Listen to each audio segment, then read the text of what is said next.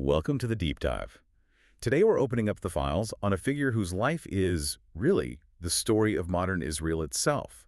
From the British Mandate to the handshake on the White House lawn. We're talking about Yitzhak Rabin. Yitzhak Rabin. And, when you look at his biography, it's just this incredible study in contradiction. It's an extraordinary arc. It really is. I mean, think about it. He starts as a quintessential military commander, spends 27 years in uniform, climbs all the way to the top, and he ends his life as a Nobel Peace Prize laureate. And as the only Israeli prime minister to ever be assassinated. That tragic end, of course, casts a shadow over everything.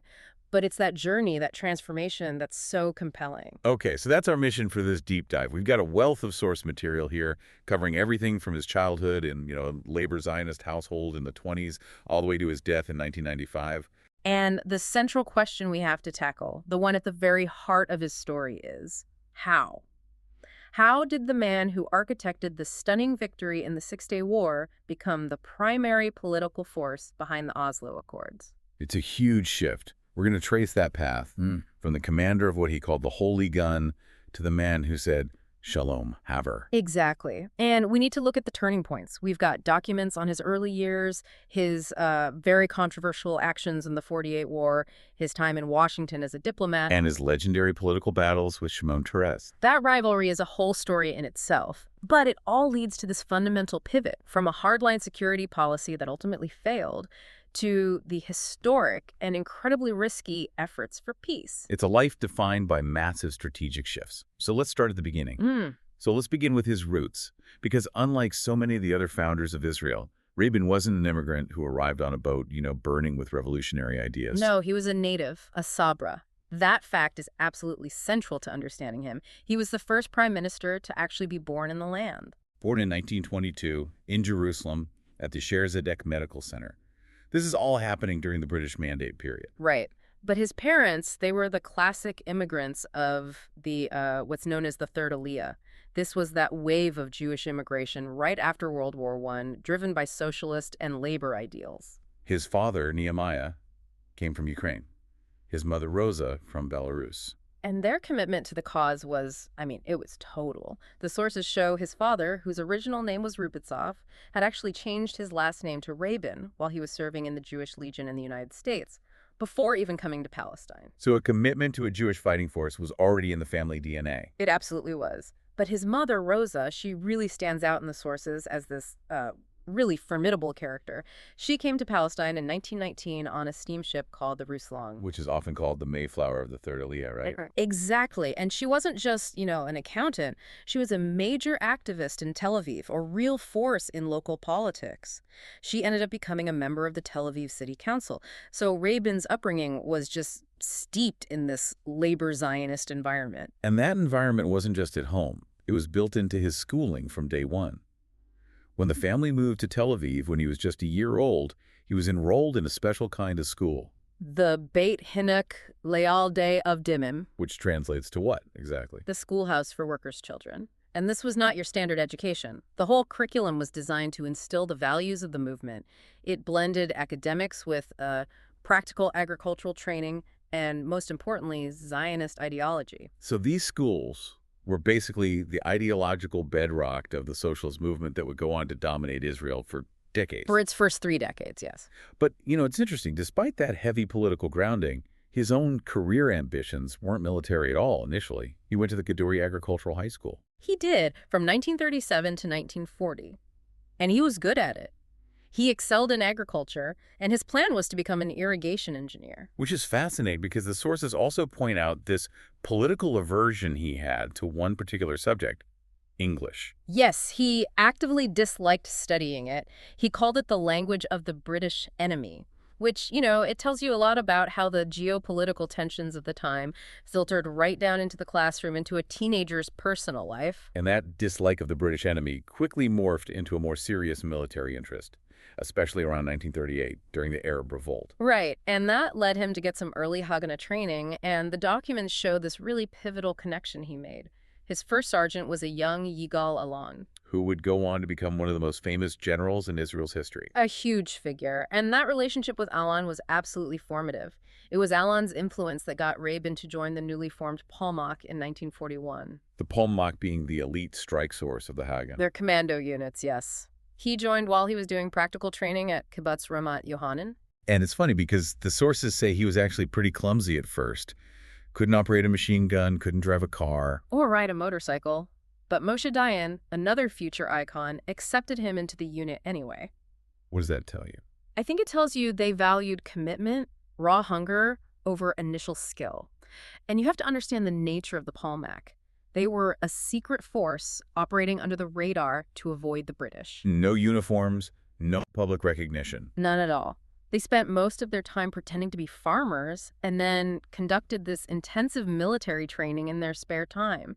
It created this very disciplined, hidden group of future leaders. And their first major operation wasn't even against a local group. It was in support of the Allies in World War II. That's right. Their first big action was helping the Allied forces against the Vichy French in the Syria-Lebanon campaign. That was the same operation where Moshe Dayan famously lost his eye. It underscores the real dangers they were facing. Absolutely. Then, after the war, the focus snaps right back to resisting the British mandate. And the sources point to this one crucial action that Rabin planned and led in October 1945. The raid on the Atlet detainee camp. Yes, a moment of huge political importance. They successfully breached this British camp and freed 208 Jewish immigrants who were being held there as illegals. A massive morale boost for the Yishuv, the Jewish community. And a huge act of defiance. But that defiance had a cost.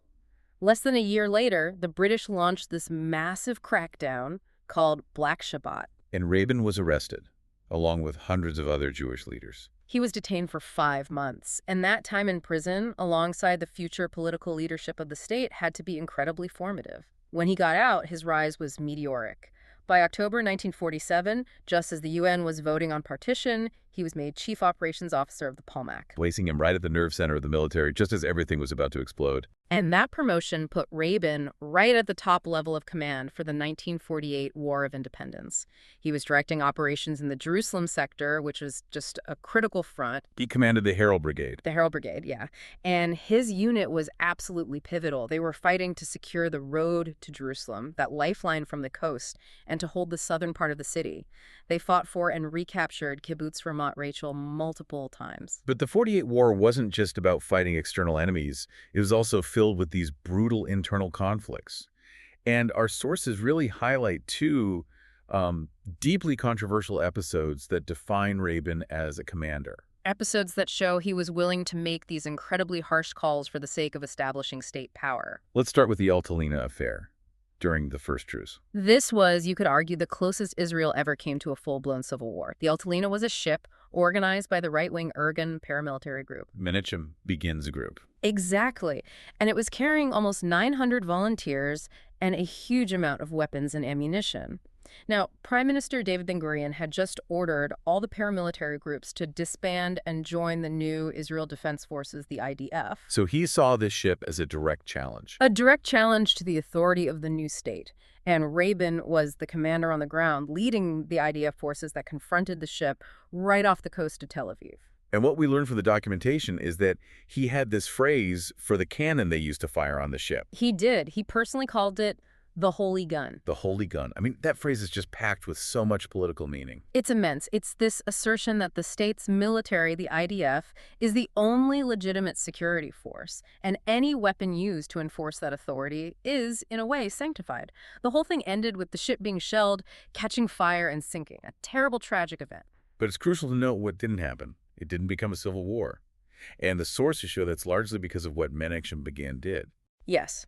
Begin went on the radio and gave this historic order to his men. He said, "Do not raise a hand against a brother. It is forbidden for a Hebrew weapon to be used against Hebrew fighters." Incredible moment. He chose national unity over factional conflict, even as his ship was burning. It was a monumental decision. So if the Altalena was about internal authority, the second big controversy was about the demographic reality of the new state. We're talking about the events during Operation Danny. Yes, and Rabin's role as deputy commander. After the capture of the Arab towns of Ramel and Lidan al-Lad, the decision was made to expel the civilian population. And what does the source material actually say about Rabin's direct involvement? It shows a direct order signed by him. And the language of that order, it's chillingly direct. It states, I'm quoting here, "The inhabitants of Lydda must be expelled quickly, without attention to age. Implement immediately." So this action, the forced march of tens of thousands of people, it shows Rabin carrying out these brutal, pragmatic orders that were part of the military philosophy at the time. It was about securing the new state, consolidating territory, and managing a demographic reality that the leadership saw as a threat. It's a world away from the Rabin of the 1990s, but it confirms the character of the soldier Rabin. Utterly uncompromising. And yet, right after all this brutal fighting, he's immediately pushed into a diplomatic role. Straight into the armistice talks with Egypt on the island of Rhodes in early 49. So he's getting this early exposure to post-conflict negotiation. He is. And it's significant that after the war, when most of the old Palmach leadership either resigned or were pushed out, Rabin was the most senior Palmach veteran left in the IDF. He was clearly being groomed for the top. But his rise hit a snag in the 1950s. The sources say Ben-Gurion, the prime minister, really distrusted him. Why was that? It was all about politics.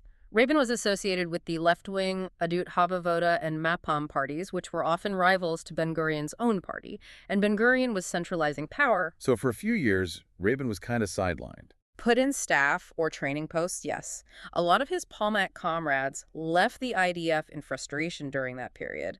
But Rabin, showing this incredible discipline, he just stayed put. He waited it out. And he eventually got back on track. By the late 50s, he's head of the Northern Command, then head of the Operations Directorate. And then, in 1964, he gets the top job.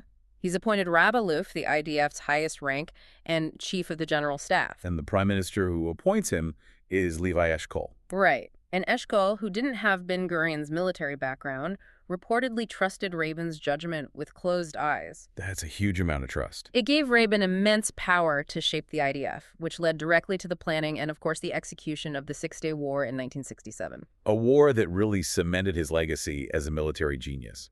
He oversaw this absolutely crushing victory against Egypt, Syria, and Jordan. It was a strategic masterpiece. But it's hard to really fathom the kind of pressure he was under in the weeks leading up to that war. And the sources suggest it took a serious personal toll. This is one of those surprising, very human details that comes out. In the incredibly tense days before the war, Rabin reportedly suffered from what's been described as a nervous breakdown. He was temporarily unable to function. Which just speaks volumes about the weight of national survival that was resting on his shoulders. But he recovered, resumed full command, and led the IDF to that historic victory. One of the most iconic images is of him giving this emotional speech on Mount Scopus after the old city of Jerusalem was captured. And then, after 27 years in uniform, he retired. His reputation as a military architect was sealed. So after retiring from the military in '68, Rabin doesn't just fade away. He immediately pivots to diplomacy, becoming Israel's ambassador to the United States for 5 years. And this wasn't just some ceremonial post. This was a critical period for the U.S.-Israel relationship. Absolutely pivotal. This is the moment where the U.S. officially takes over from France as Israel's main weapons supplier. France had placed an arms embargo on Israel after the Six-Day War. So Rabin's main job was to cement that new strategic partnership. Exactly. And he was very successful. The sources confirm he managed to get the U.S. embargo lifted on really vital military hardware, most famously the F-4 Phantom fighter jets. Which were essential for maintaining Israel's air superiority at the time. Crucial. It's interesting to note that when the Yom Kippur War breaks out in '73, he's just finished his term as ambassador, so he holds no official military role. But his return to Israeli politics after that was incredibly fast. He gets elected to the Knesset in late '73, serves a short stint as Minister of Labor, but then the big opportunity comes in '74. It does. After all the resignations following the failures of the Yom Kippur War, Golda Meir steps down. And Rabin challenges his longtime, very fierce rival, Shimon Peres, for the leadership of the Labor Party. And he wins. He wins. And that rivalry between Rabin and Peres is just this constant theme that runs through decades of Israeli politics. So in June 1974, Yitzhak Rabin becomes prime minister. And his first term, even though it was short, was really consequential, especially on the foreign policy front. This is where we start to see the first hints of the Peacemaker. You do. In 1975, he signs the Sinai Interim Agreement with Egypt. What was so important about that agreement? Well, it wasn't a full peace treaty, not yet, but it had this crucial political declaration baked into it. Both countries agreed that the conflict would not be resolved by military force. That's a huge shift in language. A huge shift. It was the first time an Israeli government agreed to trade land withdrawing from parts of the Sinai in exchange for a political commitment to de-escalation. And the sources show this was not an easy negotiation. Rabin himself described the American pressure, particularly from Henry Kissinger, as one of the worst periods in American-Israeli relations.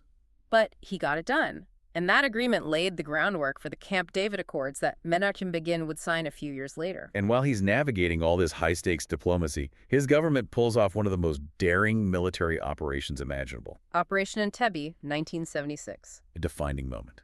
Absolutely. Rabin personally gives the order for this long-range undercover raid in Uganda to rescue hijacked airline passengers. The sheer audacity of it, flying thousands of miles from home. It was hailed around the world as a tremendous success. A huge boost to national morale and a massive display of hard power. It was. So you have these incredible successes on both the diplomatic and military fronts, and then his government just collapses seemingly out of nowhere. And over a domestic issue, which is the real irony. It is. The coalition fell apart in late '76 over a breach of the Sabbath. Specifically, a shipment of F-15 jets from the U.S. was delivered very publicly after the Sabbath had already started. So Rabin calls for new elections. He manages to beat Peres again for the party leadership, but then his entire premiership is derailed by a financial scandal. Right, and we need to dig into this because it wasn't just a technical thing. It became this huge ethical issue for a man who was seen as a war hero. A journalist found out that he and his wife, Leah, had a U.S. dollar bank account in Washington. A holdover from his time as ambassador. But back then, Israeli currency laws were incredibly strict.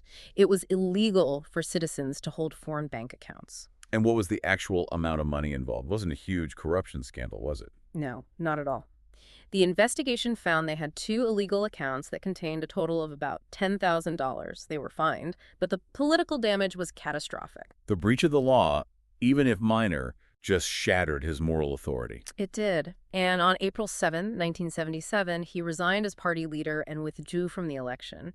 And that resignation had consequences far beyond his own career. It paved the way for the historic 1977 election, where labor lost power for the first time in Israel's history. And Menachem Begin's Likud party came to power. A true political earthquake, all triggered by a $10,000 bank account. So after that resignation, Rabin is in the political wilderness for a few years. He's still in the Knesset, but in the opposition. He even tries to challenge Peres again for the party leadership in 1980 and fails. Right. And that period, from 77 to 84, is when the political right under Likud really solidifies its power. Labor is forced to do a lot of soul-searching. But he finally gets back into a position of real power in 1984. The country forms a national unity government, and Rabin goes back to a role he knows better than anyone. Minister of Defense. He's back in his element, and he serves in that role for 6 years, until 1990. One of his first major moves is ordering the IDF to withdraw from most of Lebanon, establishing that security zone along the border. Which effectively ended the most controversial phase of the 1982 Lebanon War. But that period is really remembered for something else entirely, a policy that seems to completely contradict the man he would later become. The Iron Fist policy in the West Bank. Exactly. This policy starts around 1985, and it's a direct response to a lot of public pressure for tougher measures against Palestinian unrest. And what the Iron Fist did, according to the sources, was revive and implement these really harsh laws from the British Mandate era. What kind of measures are we talking about? We're talking about severe measures. Things like detention without trial, large-scale house demolitions as a form of collective punishment, closing down newspapers and schools, and deporting political activists. The whole strategy was just overwhelming force to crush dissent. And that hardline policy is then put to the ultimate test in December 1987 with the start of the First Intifada. Yes, and this wasn't a military conflict in the traditional sense. This was a popular uprising. It was civil disobedience, strikes, boycotts, and mass street demonstrations. And Rabin, initially, didn't see it for what it was. He was on a trip abroad and completely failed to grasp the seriousness of it. He dismissed it. But when he got back, he adopted these drastic measures, and this is where the commander's mindset really comes through and where it ultimately fails. He gives that infamous order to the military to use force, might, and beatings on protesters. It was a direct political instruction to physically break the will of the demonstrators, and the result was an absolute disaster for Israel's image. You had this footage of Israeli soldiers beating unarmed youths being broadcast all over the world. It was terrible. And this derogatory term, bone breaker, it became an international slogan used against the Israeli government. The political cost was huge. Okay, let's pause on this because this is the crucial intellectual turning point. How does a military mind like Rabin's process the failure of a policy that he himself ordered? What convinced him that force was now counterproductive? It was the feedback loop from the ground. The iron fist wasn't solving the problem, it was making it worse. Every beating created a new martyr. Every house demolition created more anger. The military itself realized this endless cycle of repression was a massive drain on resources and was destroying the army's morale and Israel's international standing. So the continued use of force was actually making Israel less secure, not more. Precisely. The general who had been willing to sign expulsion orders in '48 was forced, by the complete operational failure of his own policy, to realize there had to be another way. And when Jordan cut its administrative ties to the West Bank, it just accelerated that realization. The realization that real long-term security would require a political solution, even a risky one. That is the foundation of the Rabin, who would later pursue the Oslo Accords.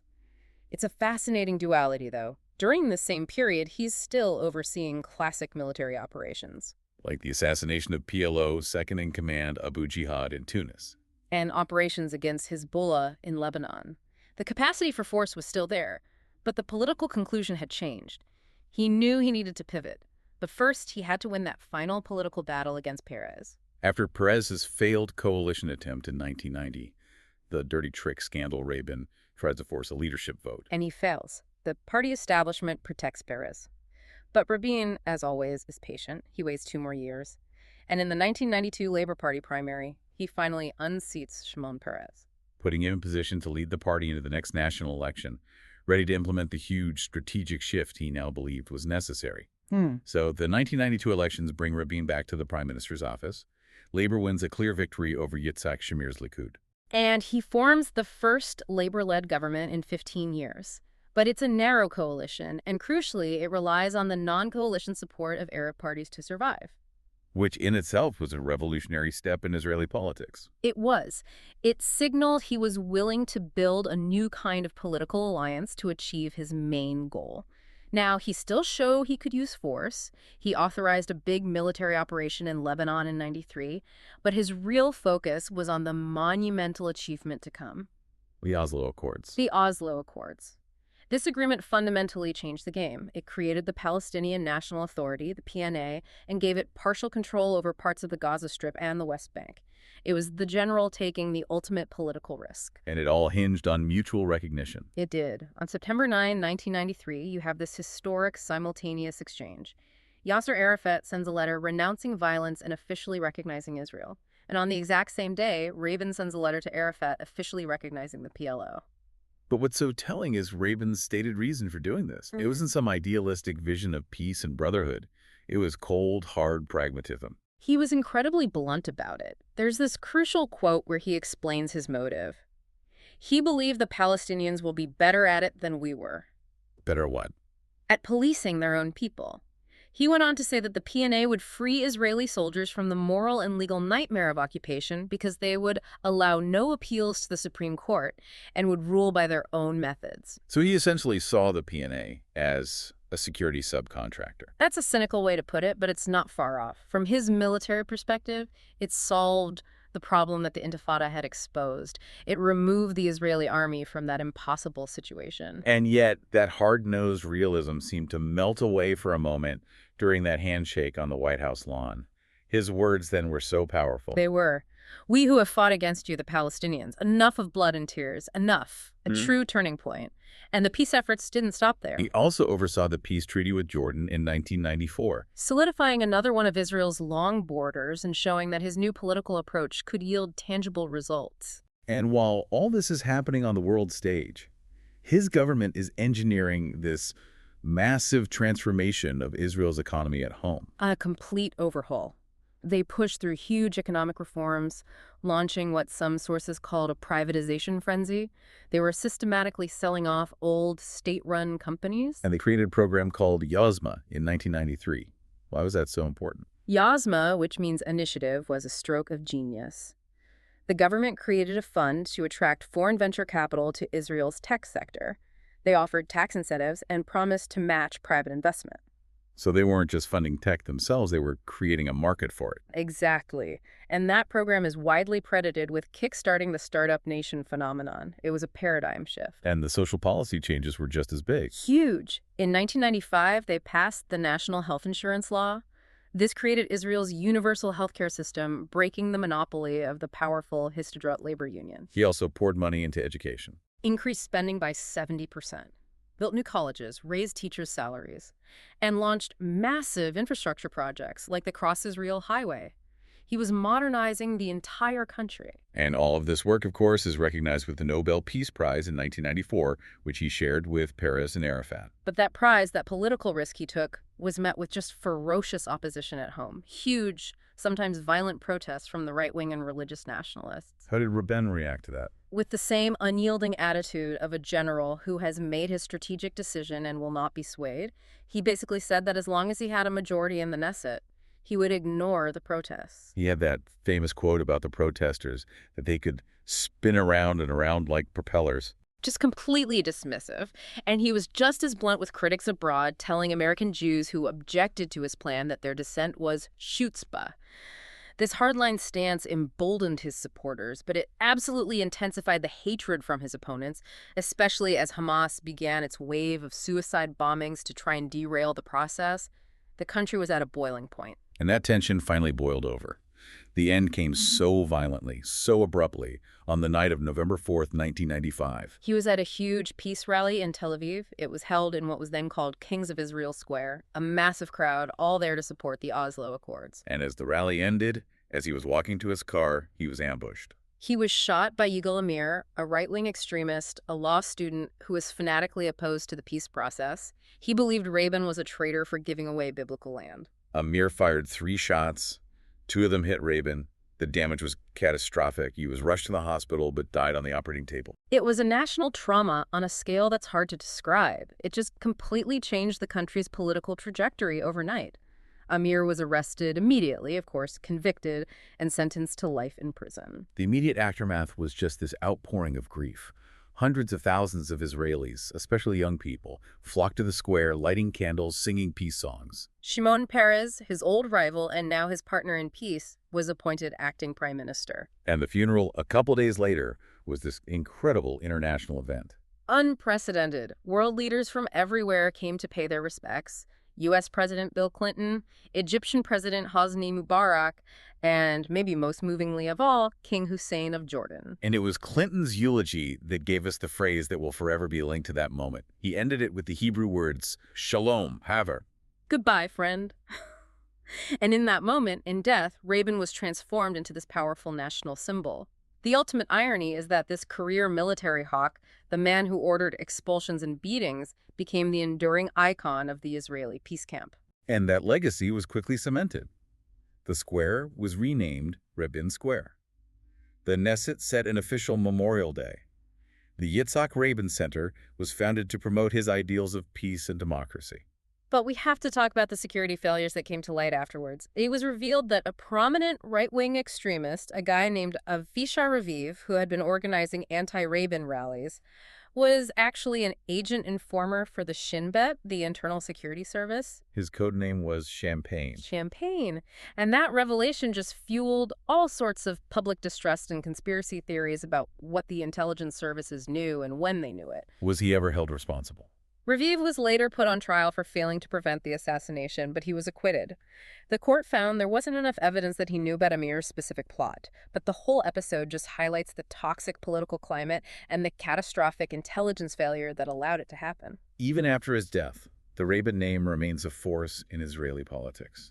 His daughter, Dalia Rabin Pelasov, later served as Deputy Minister of Defense. The legacy endures. #. So we've traced this life. A life that was just a constant negotiation. A negotiation between force and diplomacy, between the ironclad needs of defense and the sheer pragmatism of peace. I think when you look at the whole arc, Rabin's story is ultimately defined by that incredible transformation. He goes from Rav-Aluf, the brilliant general of the Six-Day War, to the statesman who consciously chose the immense risks of politics over the certainties of military control. And the synthesis seems clear. The man who unleashed the iron fist policy was also the man who was clear-eyed enough to see its total failure. And that failure became the intellectual bridge that led him from the command bunker to the White House lawn. His military mind ultimately concluded that the era of relying only on military solutions was over. Which really underscores this powerful idea that sometimes the deepest understanding of conflict, the kind you only get from commanding it for decades, is what's required to genuinely seek an alternative. And maybe we should leave our listeners with Rabin's own words. These were delivered when he accepted the Nobel Peace Prize in 1994, and they carry so much weight coming from him of all people. What did he say? He said, "Military cemeteries in every corner of the world are silent testimony to the failure of national leaders to sanctify human life." Wow. So what does this all mean for you, listening to this? We'll leave you with this final thought to take away. If one of history's most accomplished generals ultimately acknowledged the limits of military solutions, what can we learn from his life, from that long journey from the holy gun to shalom, ever? What strategic failures today might become the intellectual bridges to the necessary political risks of tomorrow? That's the real deep dive.